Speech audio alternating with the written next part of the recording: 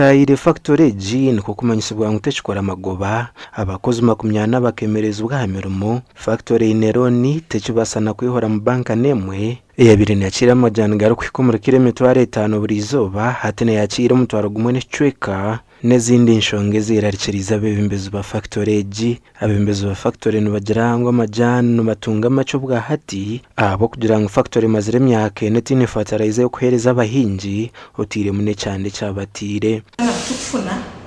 twa averaging ha mutwaro gumune kicweka buri kilo amajana gano mataito muno kusinzire myeze inyuma oba uga comparing no mwaka guhoire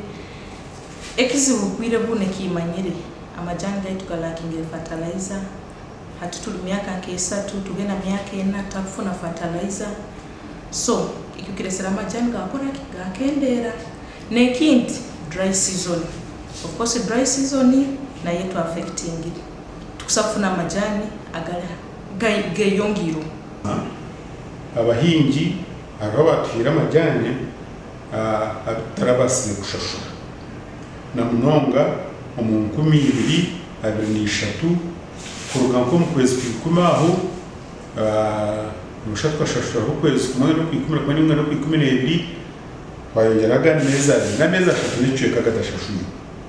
kandi cyari sire cyo kubaho burije amajyane beye kwa yeragaye ekagwa tutwaguma tujya mu neza kurugaye kandi twa maintaining price y'itwa bitwine nyuma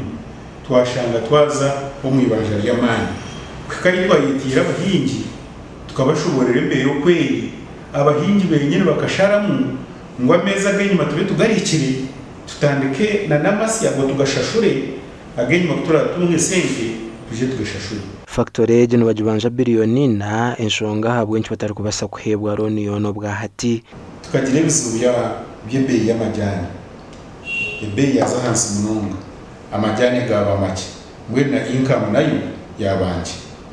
business sente kuzubanje ujoroho aho ungera ukiha yo sente ukabona usikwesa rero kazigara unfortunately for us twamaremye akena takatunga garoni yono. Our company is based on green leaf supply.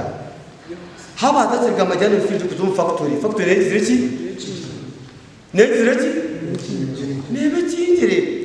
Chairman wa factory yigara Samuel Muhereza ahakanise bwambere rwo mu rukiko bushenyi ngo factory gwire ngo bariyo nubakora abo kugambe byo nabatarukwendeza company ngwebeho impamye byo niyo wish y'abantu ababe bariyo mu rukiko bushenyi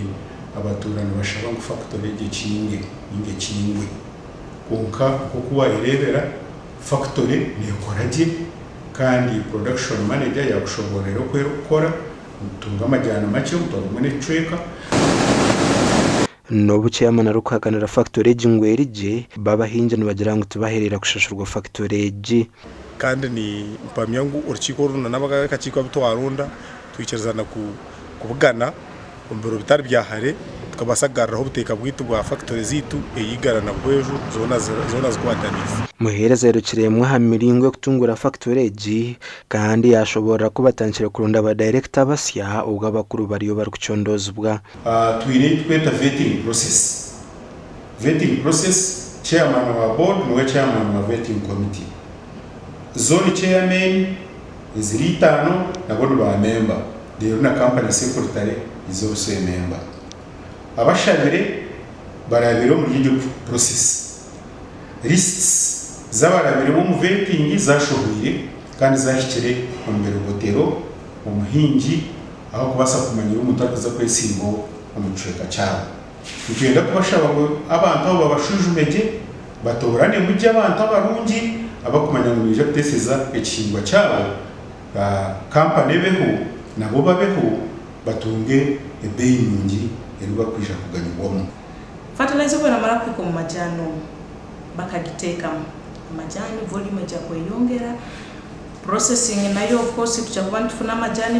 maingi to processing amajani abo volume nayo yongere ya mediti nagoge yongere mu Mombasa of course kakwaga ina maka fertilizer nakwate mpeko yongera